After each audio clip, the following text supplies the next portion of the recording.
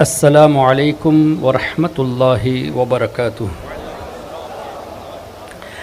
نحمده ونصلی ونسلم علی رسولہ الکریم، اما بعد فاعوذ باللہ من الشیطان الرجیم، بسم اللہ الرحمن الرحیم۔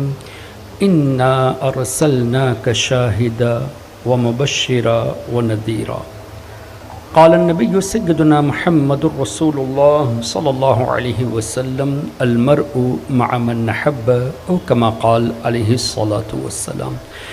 غوث اعظم بمن بے سر و سامہ مدد، قبلہ دین مدد، کعبہ ایما مدد، یا صاحب الناہور کل ناصری، فی السمع والاعضاء وحسن الباصری، وبطول عمر لا بعمر قاصری، یا مجمع الخیرات عبد القادری رضی اللہ عنہما۔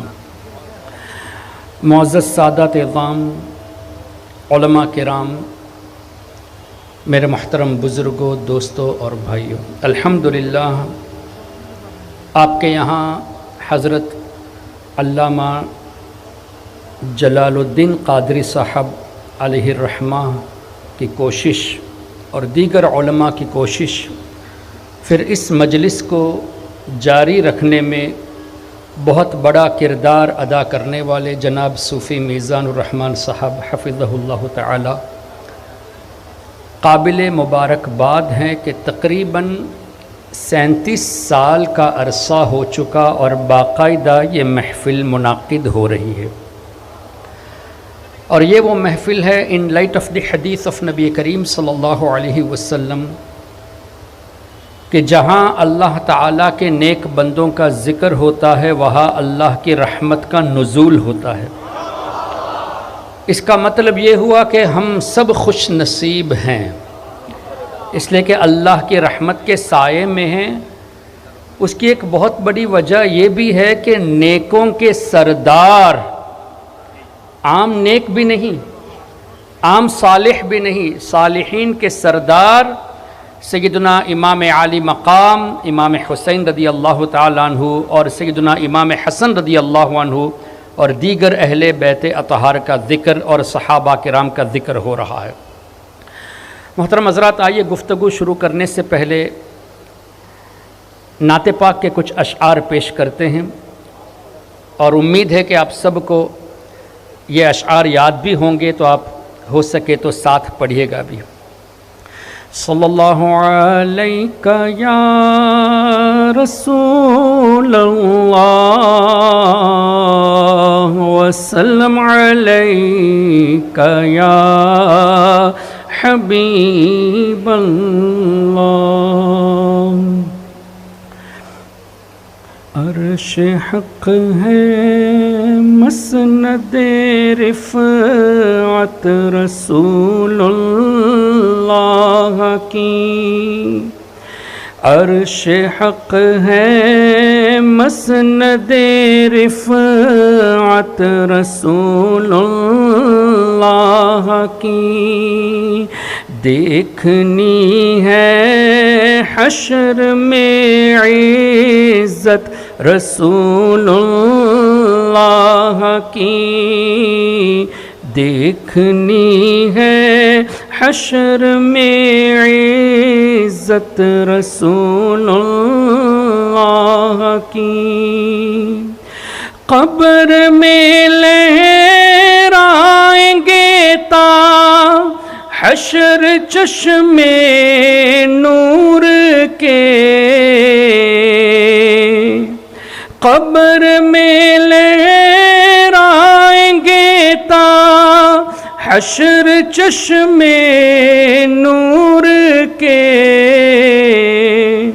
جلوہ فرما ہوگی جب طلعت رسول اللہ کی، جلوہ فرما ہوگی جب طلعت رسول اللہ کی، لا ورب العرش جس کو جو ملا ان سے ملا،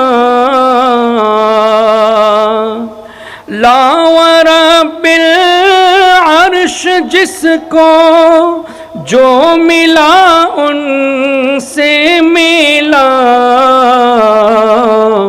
بٹتی ہے کونین میں نعمت رسول اللہ کی، بٹتی ہے کونین میں نعمت رسول اللہ کی، تجھ سے اور جنت سے کیا مطلب وہاں بھی دور ہو، تجھ سے اور جنت سے کیا مطلب وہاں بھی دور ہو، ہم رسول اللہ کے جنت رسول اللہ کی، ہم رسول اللہ کے جنت رسول اللہ کی، اے رضا خود صاحب قرآن مداح حضور، تجھ سے کب ممکن ہے پھر مدحت رسول اللہ کی، تجھ سے کب ممکن ہے پھر مدحت رسول اللہ کی۔ اللہم صلی علی سیدنا و مولانا محمد معدن الجود والکرم وآلہ وبارک وسلم۔ معزز سامعین،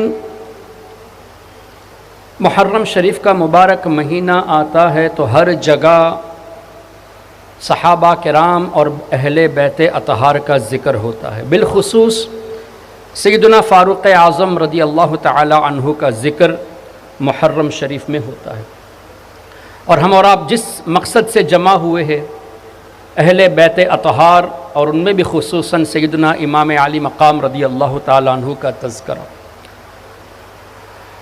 مجھے آج آپ کے سامنے کچھ باتیں قرآن، حدیث اور تفسیر کی روشنی میں پیش کرنی ہے کہ یہ جو واقعہ ہوا تھا شہادت کربلا کا، اور اس کے بعد جتنے اسلامی تاریخ میں واقعات ہوئے، کئی مسلمانوں نے کئی طرح کی قربانیاں دی، اپنی جان، مال، زندگی تک قربان کر دیے، اور ان سب میں ایک چیز نمایاں نظر آتی تھی، وہ ہے اخلاص، اللہ اور اس کے رسول صلی اللہ علیہ وسلم کی خاطر اپنی جان دے دینا اور اپنا مال قربان کرنا۔ تو جب ہماری نیت یہ ہے کہ اللہ ہمارے اعمال کو قبول فرمائے، اللہ کی رضا حاصل ہو اور نبی پاک صلی اللہ علیہ وسلم کی رضا حاصل ہو، یہی مقصد ہوتا ہے۔ ہم کچھ بھی عمل کرتے ہیں کہ اللہ راضی ہو جائے اور اللہ کے رسول ہم سے راضی ہو جائے۔ تو اللہ کا راضی ہونا یہ انڈرسٹوڈ ہے، اس لیے کہ اللہ تعالی ہم سب کے تمام احوال سے باخبر ہے۔ ان اللہ علیم خبیر وما اللہ بغافل عما تعملون۔ کئی جگہوں پہ قرآن کریم میں اللہ نے ارشاد فرمایا کہ تمہارے اعمال سے اللہ بے خبر نہیں ہے۔ ان اللہ علیم بذات الصدور، اللہ تمہارے دلوں میں کیا ہے وہ جانتا ہے۔ تو اللہ تعالیٰ سے تو کوئی چیز مخفی نہیں ہے، تو اللہ کی رضا کے لیے عمل کرنا یہ انڈرسٹوڈ ہے، لیکن اللہ کے رسول صلی اللہ علیہ وسلم کی رضا کے لیے عمل کرنا، اس کے تعلق سے ایک چیز سمجھ میں آنی چاہیے کہ جب حضور کی رضا ہم چاہتے ہیں، we are seeking the pleasure of نبی کریم صلی اللہ علیہ وسلم، تو حضور کی رضا چاہنے کے لیے حضور کو معلوم ہونا چاہیے نا کہ ہم کون سا عمل کر رہے ہیں۔ حضور کو معلوم ہونا چاہیے، ہمارا یہ عقیدہ ہوگا تبھی we can expect the pleasure of نبی کریم صلی اللہ علیہ وسلم۔ اللہ کا جاننا وہ تو اٹل ہے، اس میں کسی کو کسی قسم کا شک نہیں ہے، لیکن معاملہ کہاں آتا ہے کہ whether our Nabi is aware of your actions whether our Nabi sallallahu alaihi wasallam is aware of your intentions for which you are seeking the pleasure of Nabi Kareem sallallahu alaihi wasallam. اس پر علماء کرام کی موجودگی میں کچھ باتیں پیش کرنا چاہوں گا، اس امید پر کہ کچھ غلطی ہو جائے تو ضرور میری اصلاح فرمائیں گے. سب سے پہلے دیکھیے قرآن کریم میں اللہ نے ارشاد فرمایا سورہ انعام آیت نمبر 75، وَكَذَلِكَ نُرِي إِبْرَاهِيمَ مَلَكُوتَ السَّمَاوَاتِ وَالْأَرْضِ، جس کا مفہوم یہ کہ اللہ تبارک و تعالی فرماتا ہے اے نبی جس طرح ہم آپ کو دکھا رہے ہیں، وَكَذَلِكَ نُرِي، جس طرح آپ کو ہم دکھا رہے ہیں، اسی طرح ابراہیم علیہ السلام کو ملکوت و سماوات دکھا رہے ہیں. So whatever is in the heavens, whatever is in the earth، پوری کائنات میں کیا کیا چیز ہیں، کون کون سی اللہ کی مخلوق ہیں، وہ سب اللہ نے ابراہیم علیہ السلام کو صرف دکھا دیا. یہ نہیں پاسٹ ٹینس نہیں ہے، بلکہ نوری. Even now Ibrahim alayhi salam is observing everything what is in the universe. ہر چیز کا ملاحظہ فرما رہے ہیں، اور یہ میں اپنی طرف سے نہیں کہتا. وَكَذَلِكَ نُرِي استمراری ہے، اب بھی دکھا رہے ہیں. اور سیدی اعلیٰ حضرت امام احمد رضا رحمت اللہ علیہ نے اس آیت کریمہ کی تفسیر میں بہت پیاری بات فرما دی کہ اللہ نے فرمایا وَكَذَلِكَ، اور اسی طرح. مطلب کیا ہوا اے نبی، جیسے ابراہیم علیہ السلام کو ہم دکھا رہے ہیں آپ بھی پوری کائنات کو دیکھ رہے ہیں. So everything is under the vision of نبی کریم صلی اللہ علیہ وسلم. اب اس آیت کی تفسیر اور دیکھ لیجئے. آپ تفسیر قرطبی اٹھا لیجئے، بہت فیمس تفسیر ہے. تفسیر خازن ہے، در منصور ہے، دیگر تفاسیر ہیں. لیکن میری ایک عادت ہے کہ میں ان کی تفسیر زیادہ پیش کرنا پسند کرتا ہوں جن کو دوسرے مانتے ہیں، جن کو وہابی، سلفی، اہل حدیث فالو کرتے ہیں. ان کی تفسیر سے میں پیش کرنا اس لیے پسند کرتا ہوں کہ کم سے کم تمہارے امام کی بات کو سن کے سنی بن جاؤ. ہماری بات سے تمہیں تکلیف ہوتی ہے، تمہارے امام کی بات کو سنو اور جان لو کہ اللہ نے اپنے نبیوں کو کیسے باخبر رکھا ہے. اس آیت کریمہ کی تفسیر میں مفسرون فرماتے ہیں انکلوڈنگ حافظ ابن کثیر کہ حضرت ابراہیم علیہ السلام کے سامنے اللہ تعالیٰ نے پوری کائنات رکھ دی. اور اس میں ایک جملہ ہے اعمال الخلائق، اعمال الناس نہیں، انسان کے عمل نہیں، اعمال الخلائق. جتنے مخلوق ہیں ان تمام مخلوق کے جتنے عمل ہیں وہ سب کے سب ابراہیم علیہ السلام نے دیکھ لیا اور آج بھی دیکھ رہے ہیں. تو اس کا مطلب کیا ہوا؟ حضرت ابراہیم علیہ السلام کے زمانے سے اور اللہ کی عطا سے، جب سے اللہ نے چاہا تب سے اور آج تک، یہاں تک کہ ہماری اس محفل کو بھی حضرت ابراہیم علیہ السلام دیکھ چکے اور دیکھ رہے ہیں. دیکھ چکے پاسٹ ٹینس میں اور اب بھی دیکھ رہے ہیں. اور اسی آیت کریمہ کی تفسیر میں نبی پاک صلی اللہ علیہ وسلم کی حدیث، وہ بھی حافظ ابن کثیر نے نقل کیا، جو ابن تیمیہ کا شاگرد ہے کہ اے وہابیو سن رہے ہو تو آ جاؤ، سچے دل سے توبہ کر کے سنی بن جاؤ. حافظ ابن کثیر نے لکھا کہ نبی پاک صلی اللہ علیہ وسلم فرماتے ہیں کہ جب اللہ تعالیٰ نے مجھ پر خاص کرم فرمایا، مجھ پر ہر چیز روشن ہو گئی، everything became apparent. وَعَرَفْتُ، اور تمام چیزوں کو میں نے پہچان لیا. اب میں آپ سب کو دیکھ رہا ہوں لیکن میں سب کو پہچانتا نہیں. دیکھنا اور ہے، ریکگنائز کرنا اور ہے. تو اللہ کے رسول صلی اللہ علیہ وسلم نے فرمایا کائنات کی، صرف چٹگوں کی بات نہیں ہے، پوری کائنات کو میں نے دیکھ لیا اور کائنات کو ریکگنائز کر لیا. تو ہر چیز نبی پاک صلی اللہ علیہ وسلم کے نظروں کے سامنے آج بھی موجود. ایک اور آیت کریمہ اللہ تعالیٰ نے ارشاد فرمایا اِنَّا أَرْسَلْنَاكَ شَاهِدًا وَمُبَشِّرًا وَنَذِيرًا. اس آیت کریمہ میں جو لفظ شاہدن ہے، جہاں رب نے فرمایا اے حبیب ہم نے آپ کو گواہ بنا کر بھیجا، اور اعلیٰ حضرت نے اس کا ترجمہ اے حبیب ہم نے آپ کو حاضر و ناظر بنا کر بھیجا، پریزنٹ وٹنس بنا کر بھیجا، تو اے وہابی فالوورز یہ نہ کہنا کہ اعلیٰ حضرت نے اپنی طرف سے کہا ہے۔ اگر یہ کہو گے تو اس کا مطلب تم نے تفسیر نہیں پڑھی، اگر ایسا کہو گے تو اس کا مطلب تم نے حدیث نہیں پڑھی۔ آئیے تفسیر اٹھا کر دیکھ لیجئے، کون سی تفسیر چاہیے؟ طبری چاہیے، بیضاوی چاہیے، نصفی چاہیے، خازن چاہیے، ابو سعود چاہیے، کون سی تفسیر چاہیے؟ ارے ابن کثیر چاہیے؟ جس تفسیر کو چاہو جو ریکگنائزڈ ہے اس کو اٹھا کر دیکھ لو۔ مفسرون فرماتے ہیں شاہدن کا معنی کہ نبی پاک صلی اللہ علیہ وسلم انہو شاہد فی الدنیا باحوال الاخرہ، نبی پاک صلی اللہ علیہ وسلم دنیاوی زندگی میں آخرت میں جو کچھ ہونے والے ہیں ان سب کے گواہ ہے، یہاں تک کہ جنت کے بھی گواہ ہے، نار جہنم کے بھی گواہ ہیں، صراط میزان ہر چیز کے ہمارے آقا گواہ ہے۔ تو ہمارے نبی بظاہر دنیا میں ہیں، لیکن پوری کائنات ہی صرف نہیں، آخرت میں جو کچھ ہو چکا یا ہو رہا ہے یا ہوگا، ظاہر فرشتے تو موجود ہیں، جنت بھی بنی ہوئی ہے، اور جو بعد میں ہونے والا ہے جب انسان جنت میں جائے گا، کفار منافقین جہنم میں جائیں گے، وہ سب واقعات ہمارے نبی ایڈوانس میں دیکھ رہے ہیں، ایڈوانس میں دیکھ رہے ہیں اور آلریڈی دیکھ بھی چکے۔ اچھا مزید فرمایا مفسرون نے کہ آخرت میں نبی پاک صلی اللہ علیہ وسلم دنیاوی زندگی کے گواہ ہے، اور دنیاوی زندگی میں کن کن چیز کے گواہ ہیں؟ کون ایمان والا ہے ہمارے نبی گواہ ہے، کون ایمان نہیں لایا وہ بھی ہمارے نبی گواہ ہے، کون اطاعت الہی میں ہے وہ بھی ہمارے نبی جانتے ہیں، اور کون گنہگار ہے وہ بھی ہمارے نبی جانتے ہیں۔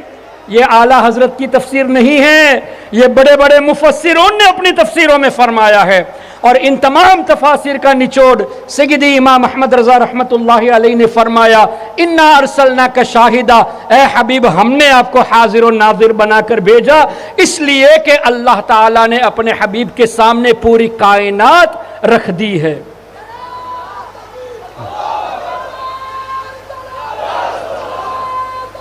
یا بات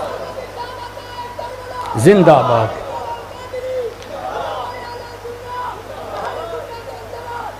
اب صحیح مسلم کی حدیث اٹھا لیجئے، ہمارے آقا صلی اللہ علیہ وسلم ارشاد فرماتے ہیں، دیکھیں جملوں پر غور کیجئے گا تاکہ آپ کسی سے بحث کرنے لگے تو آپ کے پاس جواب موجود ہو۔ صحیح مسلم کی حدیث، نبی پاک صلی اللہ علیہ وسلم فرماتے ہیں عُرِضَتْ عَلَيَّ أَعْمَالُ أُمَّتِي، میری امت کے تمام اعمال مجھ پر پیش کیے گئے، پیش ہوں گے کی بات نہیں ہے، کل کیا کرو گے پہلے سے دیکھ لیا۔ 60 ہجری کے بعد یزیدی امام عالی مقام کے ساتھ کیا کریں گے ہمارے نبی نے پہلے سے دیکھ لیا۔ 100 سال کے بعد عمر ابن عبدالعزیز کا زمانہ کیسا ہوگا ہمارے نبی نے ایڈوانس میں دیکھ لیا۔ 1400 سال کے بعد ہمارا یہاں جمع ہونا، جامعہ احمدیہ سنیہ کا انعقاد ہونا، سنگ بنیاد کا ہونا، یہ بھی ہمارے نبی نے 1400 سال پہلے دیکھ لیا۔ یہاں جتنے علماء مشائخ اکابر حاضر ہیں، ان سب کے تمام اعمال کو، ہم سب کے تمام اعمال کو ہمارے نبی نے پہلے سے دیکھ لیا۔ حدیث صحیح مسلم عُرِضَتْ عَلَيَّ أَعْمَالُ أُمَّتِي، ارے عمل امتی نہیں ہے، میری امت کا ایک عمل نہیں ہے، اعمال امتی، جتنے بھی عمل ہے سب ہمارے نبی نے دیکھ لیا۔ So all the actions of ours not hidden in the sight of سیدنا رسول کریم صلی اللہ علیہ وسلم۔ یہ میں مختصر بتا رہا ہوں اس لیے کہ آدھے گھنٹے میں گفتگو ختم کرنی ہے، باقی انشاءاللہ موقع ملا تو کل کنٹینیو کریں گے۔ نبی پاک صلی اللہ علیہ وسلم نے ایک اور چیز فرمائی، حیاتی خیر لکم ووفاتی خیر لکم، اور ایک روایت میں ومماتی خیر لکم، میرا دنیا میں رہنا تمہارے لیے بہتر ہے اور میرا دنیا سے جانا بھی تمہارے لیے بہتر ہے۔ دنیا میں رہنا بہتر یہ سمجھ میں آتی ہے، لیکن ہمارے نبی فرماتے ہیں دنیا سے جانا میرا یہ بھی بہتر۔ اس میں کیا حکمت ہے؟ یہ ہے ہمارے رحمت والے آقا صلی اللہ علیہ وسلم فرماتے ہیں تمہارے نیک عمل کو دیکھ کر میں اللہ کا شکر ادا کروں گا، اور جب تمہارے گناہ میرے سامنے آئیں گے، ایک تو ایڈوانس میں دیکھ لیا صحیح مسلم کی حدیث، اور اس کے بعد کنٹینیوسلی دیکھ بھی رہے ہیں، اس لیے کہ حضور فرماتے ہیں تمہارے اعمال میں دیکھوں گا، مجھ پر پیش کیے جائیں گے، تو نبی پاک صلی اللہ علیہ وسلم فرماتے ہیں تمہارے گناہوں کو دیکھ کر میں تمہارے لیے اللہ کی بارگاہ میں بخشش کی دعا کروں گا۔ اللہ، ایسے رحمت والے آقا صلی اللہ علیہ وسلم کے بارے میں جو آج بھی ہمارے لیے بخشش کی دعا فرماتے ہیں، ان کے بارے میں یہ کہنا کہ حضور ہمارے جیسے بشر ہیں، ان کے بارے میں یہ کہنا کہ نبی پاک صلی اللہ علیہ وسلم کے میلاد میں ان کا تذکرہ بدعت ہے، یہ کوئی کلمہ پڑھنے والا ایسی جرت نہیں کر سکتا۔ آئیے اور مختصر کرتے ہیں۔ نبی پاک صلی اللہ علیہ وسلم نے سیدہ ام سلمہ رضی اللہ تعالی عنہا، ام المؤمنین، ہمارے نبی کے ازواج میں سے ایک زوجہ محترمہ، ان کے ہاتھ میں ترمذی شریف کی روایت، دیکھو یہ صحیح مسلم کا نام لیا، قرآن کریم کا نام لیا، تفسیر کا نام لیا، اب ترمذی شریف یہ بھی ون آف دا 6 بکس ہے، اس میں ایک روایت ہے کہ نبی پاک صلی اللہ علیہ وسلم نے سیدہ ام سلمہ رضی اللہ عنہا کے ہاتھ میں مٹی دی تھی، اور اس طرح ارشاد فرمایا جس کا مفہوم یہ کہ جس دن میرے حسین کی شہادت ہوگی اس دن یہ مٹی خون میں تبدیل ہو جائے گی۔ دوسری حدیث، اس حدیث کو امام حاکم نے المستدرک میں نقل فرمایا، امام بیہقی نے دلائل النبوہ میں نقل فرمایا، اور اسی طرح وہابیوں کے امام ابن تیمیہ کا شاگرد ابن کثیر نے البدایہ والنہایہ میں بھی نقل کیا۔ حدیث کا مفہوم، سیدہ ام سلمہ رضی اللہ عنہ فرماتی ہے کہ میں نے نبی پاک صلی اللہ علیہ وسلم کو خواب میں دیکھا، اور حضور علیہ الصلوۃ والسلام کی مبارک داڑھی اور مبارک بال میں ڈسٹ ہے۔ اب یہ کہنا کہ ڈسٹ کی وجہ سے ہمارے نبی صلی اللہ علیہ وسلم کے کپڑے متاثر ہوئے نہیں، بلکہ یہ کہو کہ ان ڈسٹ نے حضور کی پناہ لی ہے، حضور کی پناہ ان ڈسٹ غبار نے لی ہے۔ نبی پاک صلی اللہ علیہ وسلم کو خواب میں جب دیکھا، سیدہ ام سلمہ رضی اللہ عنہا پوچھتی ہے یا رسول اللہ صلی اللہ علیہ وسلم ماجرا کیا ہے، کیا معاملہ ہے؟ او کما قالت، حضور علیہ الصلوۃ والسلام ارشاد فرماتے ہیں میں میدان کربلا سے آ رہا ہوں اور میرے حسین کی شہادت ہو چکی۔ ایک اور روایت، حضرت عبداللہ ابن عباس رضی اللہ عنہما فرماتے ہیں، اور اس حدیث کو بھی امام بیہقی نے دلائل النبوہ میں، امام حاکم نے المستدرک میں، اور حافظ ابن کثیر نے البدایہ والنہایہ میں، اور غالباً امام احمد ابن حنبل نے بھی اس کو نقل فرمایا۔ اور پہلے جو ام سلمہ والی حدیث بیان کی وہ بھی غالباً امام احمد ابن حنبل نے اپنے مسند میں نقل فرمایا۔ امام احمد ابن حنبل کون ہے پتہ ہے؟ 4 ائمہ میں سے ایک امام ہے نا۔ آج کل کے جو اہل حدیث ہیں غیر مقلد، ان سے کہیے کہ امام احمد ابن حنبل کی بارگاہ میں ایک شخص آئے، اور اس واقعے کو اعلیٰ حضرت نے بھی نقل فرمایا، شاہ ولی اللہ محدث دہلوی نے اپنی کتاب الانصاف میں بھی نقل فرمایا۔ ایک شخص آ کر پوچھنے لگے کہ اے امام احمد ابن حنبل، ایک آدمی ہے جس کو 1,00,000 حدیث یاد ہے۔ کتنی حدیث؟ 1,00,000۔ کیا وہ حدیث سے مسئلہ استنباط کر سکتا ہے؟ 1,00,000 حدیث جس کو یاد ہو، کیا وہ مسئلہ حدیث سے نکال سکتا ہے؟ امام احمد فرماتے ہیں لا، اس کے اندر اتنی صلاحیت نہیں، 1,00,000 حدیث یاد پھر بھی مسئلہ وہ استنباط نہ کر سکے۔ پھر سوال ہوا 2,00,000، تو بھی فرمایا لا۔ پھر آخر میں پوچھا کہ اگر کسی کو 5,00,000 حدیث یاد ہو، تو فرمایا ارجو، مجھے امید ہے کہ وہ مسائل استنباط کر سکے۔ ابھی بھی کنفرم نہیں کرتے۔ ارے امام احمد ابن حنبل کے زمانے کے بڑے بڑے محدث جن کو 4,00,000 حدیثیں یاد ہو، وہ مسائل استنباط نہیں کر سکتے۔ آج کا وہابی 10-15 حدیثیں یاد کر کے مسئلہ بتاتا ہے۔ کس نے تمہیں حق دیا کہ حدیث کی روشنی میں تم مسائل بیان کرو؟ حدیث سے مسائل مجتہد بیان کرتے ہیں، اور ان کے نقش قدم پر چلتے ہوئے ہمارے علماء ائمہ کرام بیان کرتے ہیں۔ یہ نہیں کہ اپنی طرف سے جیسے چاہو بیان کر دو۔ خیر میں عرض کر رہا تھا امام احمد نے بھی نقل کیا اس طرح کے واقعات کو کہ حضرت عبداللہ ابن عباس رضی اللہ عنہما فرماتے ہیں کہ میں نے نبی پاک صلی اللہ علیہ وسلم کو خواب میں دیکھا، ایسا محسوس کہ حضور علیہ السلام سفر سے واپس تشریف لا رہے ہیں اور حضور کے ہاتھ میں ایک بوتل تھا جس میں خون جمع تھے۔ تو حضرت عبداللہ ابن عباس فرماتے ہیں یا رسول اللہ یہ کیا معاملہ ہے؟ او کما قال، تو نبی پاک نے فرمایا میں میدان کربلا سے آ رہا ہوں، یہ میرا نواسہ حسین اور شہیدوں کا خون ہے، میں اس کو اللہ کی بارگاہ میں پیش کرنے جا رہا ہوں۔ اب ان حدیثوں سے کچھ باتیں 2-4 منٹ میں۔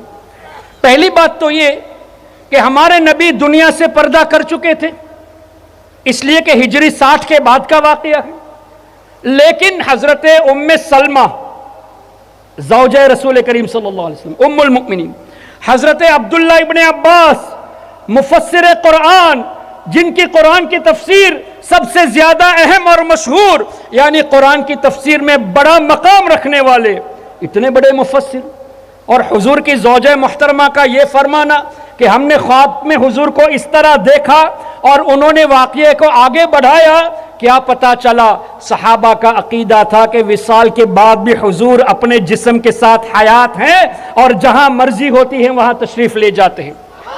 تبھی تو میدان کربلا میں جانے کا واقعہ بیان کیا کہ میدان کربلا سے آ رہا ہوں، تو حضور کا وصال شریف کے بعد میدان کربلا میں جانا اس بات پر عقیدہ صحابہ کرام کا تھا۔ اچھا دوسری بات، نبی پاک صلی اللہ علیہ وسلم کا یہ عمل کہ اپنے مبارک ہاتھوں میں خون کا بوتل اللہ کی بارگاہ میں پیش کرنے جا رہے ہیں، اس سے پتا چلا کہ شہداء کی خون کی عظمت بہت اعلیٰ ہے۔ شہداء کا خون یہ معمولی نہیں ہے۔ ہماری نظروں کے سامنے ایسا لگتا ہے کہ ان کا انتقال ہو چکا، تکلیف دی گئی، انشاءاللہ کر اس پر بھی حدیث ایک بیان کی جائے گی، ہمارے سامنے یہ محسوس ہوتا ہے، لیکن ان ریالٹی ان کا خون مبارک اتنا اعلیٰ کہ ہمارے نبی اپنے مبارک ہاتھوں سے اللہ کی بارگاہ میں پیش کرنے جا رہے ہیں۔ اچھا پھر اس حدیث کو بیان کرنے والے بڑے بڑے امام انکلوڈنگ حافظ ابن کثیر، کیا پتا چلا محدثون کا، مفسرون کا، محققون کا یہ عقیدہ تھا کہ ہمارے نبی آج بھی وصال کے بعد موت کا مزہ چکھنے کے بعد زندہ ہیں اور جہاں ان کی مرضی ہوتی ہے وہاں تشریف لے جاتے ہیں۔ تو اتنی کلیئرٹی کے ساتھ جب حدیث اور تفسیر میں آ گیا، اس کے بعد بھی اگر کوئی ہمارے نبی صلی اللہ علیہ وسلم کی اس حیات کا منکر ہے اور حضور کے علم کا منکر ہے اور حضور کی گواہی کا منکر ہے، اس کا مطلب وہ عالم ہوگا، مفتی ہوگا، شیخ الحدیث ہوگا، ان ریالٹی وہ جاہل ہے، اس لیے کہ قرآن کی آیت اس کو نہیں پتا، حدیث اس کو نہیں معلوم، تفسیر اس کو نہیں معلوم۔ یہ بغیر قرآن حدیث اور تفسیر کے آپ جیسے نوجوانوں کے ایمان کو لوٹنے کی کوشش کرتے ہیں۔ اس لیے محترم حضرات، آپ کے اوپر یہ ذمہ داری ہے، آپ بھی صرف اور صرف سنی علماء کے سائے میں رہیں اور اپنے بچوں کو بھی سنی علماء کے ہی سائے میں رکھے۔ کسی وہابی نجدی غیر مقلد کی نہ بیان سنے، نہ ان کی نصیحتیں سنے اور نہ ہی ان کی کتابیں پڑھے، ایون اگر وہ غوث پاک کی کتاب دے تو بھی نہیں پڑھنا، اس لیے کہ یہ ایسے ہیں جو قرآن کی تفسیر میں بھی چوری کرتے ہیں، جو حدیث میں بھی ترجمہ غلط کرتے ہیں، تو بعید نہیں کہ غوث اعظم کی بات کو بھی الٹا کر کے آپ کے سامنے پیش کرے۔ اللہ تعالی ہم سب کے ایمان و عقیدے کی حفاظت فرمائے، نبی پاک صلی اللہ علیہ وسلم کی شفاعت عطا فرمائے۔ سبحانک اللہم و بحمدک، اشہد ان لا الہ الا انت، استغفرک و اتوب الیک۔ السلام علیکم ورحمۃ اللہ وبرکاتہ۔